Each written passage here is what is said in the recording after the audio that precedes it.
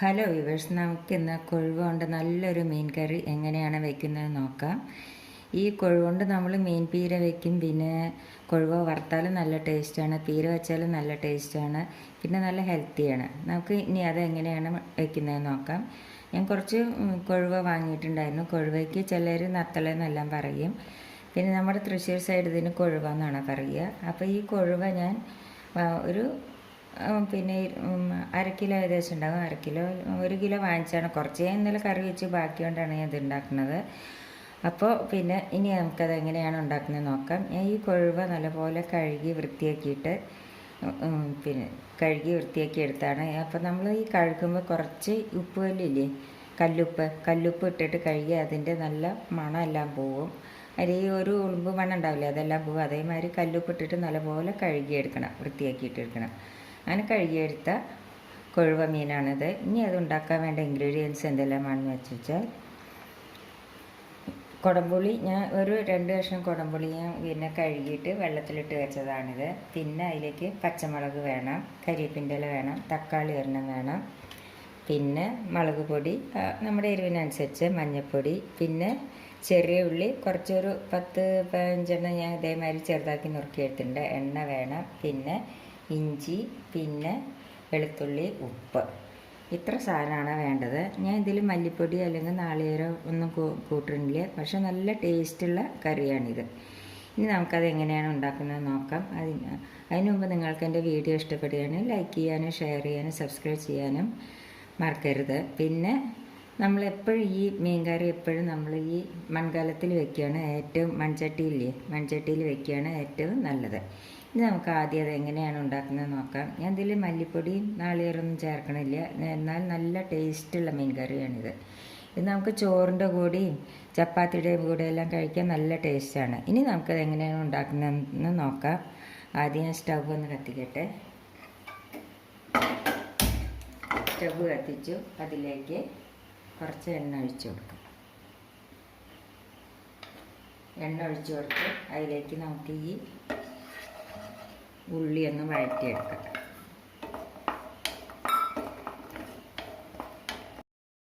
ഇതിലേക്ക് നമുക്ക് ഈ ഇഞ്ചി ഇതേമാതിരി മുറിച്ചിട്ട് കൊടുക്കാം.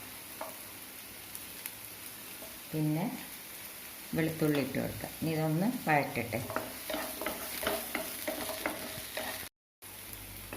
അപ്പോൾ ചെറിയ ഉള്ളി നല്ലപോലെ വഴന്നു കഴിഞ്ഞ് അതിലേക്ക് നമുക്ക് ഈ മുളക് പൊടി, മഞ്ഞൾപ്പൊടി ഇട്ട് കൊടുക്കാം. ഇത് നമ്മൾ ഗ്യാസ് ഒന്ന് കുറച്ചിട്ട് ഇതൊന്ന് ചൂടാക്കിയെടുക്കാം. ഇനി നമുക്കിതിപ്പോൾ മഞ്ഞൾപ്പൊടി, മുളക് പൊടി ഒന്ന് വഴന്നു കഴിഞ്ഞ് ഇനി ഇതിലേക്ക് നമുക്ക് ഈ തക്കാളി ഇട്ട് കൊടുക്കാം. ഇതും കൂടി നല്ലപോലെ ഒന്ന് വഴറ്റിയെടുക്കട്ടെ. അപ്പോൾ തക്കാളി നല്ലപോലെ വഴന്നു കഴിഞ്ഞു. ഇനി അതിലേക്ക് നമുക്ക് 2 കരിവേപ്പിൻ്റെ ഇലയും കൂടി ഇട്ട് കൊടുക്കാം.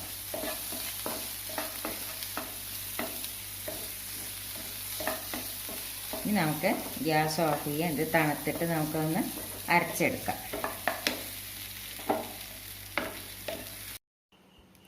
അപ്പം നമ്മുടെ ഈ ചെറിയ ഉള്ളിയെല്ലാം വഴറ്റി വെച്ചത് തണുത്ത് കഴിഞ്ഞു. ഇനി നമുക്ക് മിക്സിയുടെ ജാറിലിട്ടിട്ട് ഒന്ന് നല്ലപോലെ അരച്ചെടുക്കാം.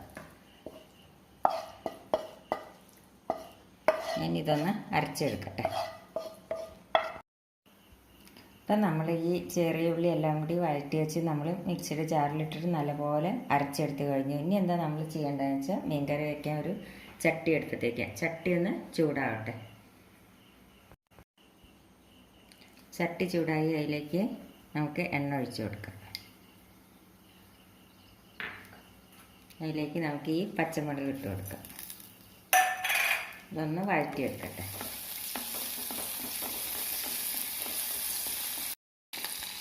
പച്ചമുളക് വഴന്നു കഴിഞ്ഞ് അതിലേക്ക് നമുക്ക് ഈ അരച്ച ഇത് ഇട്ട് കൊടുക്കാം.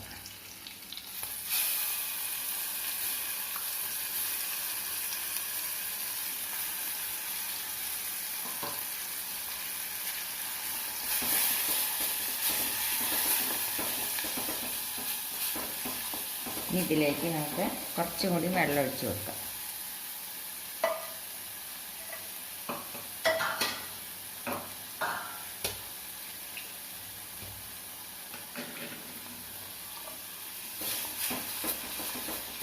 എപ്പോഴും നമ്മൾ ഈ മീൻ കറി വെച്ചാൽ നമ്മൾ അപ്പോഴേക്കപ്പോഴേ ചുടുന്നതിനെ കഴിക്കണമായിട്ടും ഒന്ന് തണുത്തിട്ട് കഴിക്കുകയാണെങ്കിൽ നല്ല ടേസ്റ്റ് ആയിരിക്കും. ഇനി ഇതൊന്ന് തിളക്കട്ടെ. അപ്പോൾ ഇത് തിളച്ച് കഴിഞ്ഞ് ഇനി നമുക്കിതിലേക്ക് ഈ കുടംപുളി ഇതേമാതിരി പിച്ചിട്ട് ഇട്ട് കൊടുക്കണം. കുടംപുളി ഇടുമ്പോൾ നമ്മൾ എപ്പോഴും ശ്രദ്ധിക്കണം പുളിക്ക് അനുസരിച്ച് ഇടണം. ഇനിയിപ്പോൾ നമ്മൾക്ക് പിന്നെ കറി ഉണ്ടാക്കി കഴിഞ്ഞിട്ട് പുളി നല്ലപോലെ ഉണ്ടെന്ന് തോന്നാണ്ട് നമ്മൾ ആ കുടംപുളി എടുത്തിട്ട് മാറ്റി വയ്ക്കണം. കാരണം കുടംപുളി അതിലിരുന്ന ഒന്നും കൂടി പുളി കൂടുകയുള്ളൂ. അപ്പോൾ അത് നമ്മൾ മാറ്റി വയ്ക്കേണ്ടതാണ്. അപ്പോൾ എന്തെങ്കിലും 2 ചെറിയ കഷ്ണം കുടംപുളി ഇട്ടിട്ടുള്ളൂ. ഇതൊന്ന് നല്ലപോലെ ഒന്ന് തിളക്കട്ടെ. അപ്പോൾ നല്ലപോലെ തിളച്ച് കഴിഞ്ഞ് ഇതിലേക്ക് നമുക്ക് കുറച്ചും കൂടി ഉപ്പിട്ട് കൊടുക്കാം. ഉപ്പിടുമ്പോൾ ശ്രദ്ധിക്കണം, കാരണം നമ്മൾ ഈ മീനിൽ ഉപ്പ് വരട്ടി വെച്ചതാണ്. ഇനി നമുക്ക് ഇതിലേക്ക് ഈ മീൻ ഇട്ട് കൊടുക്കാം.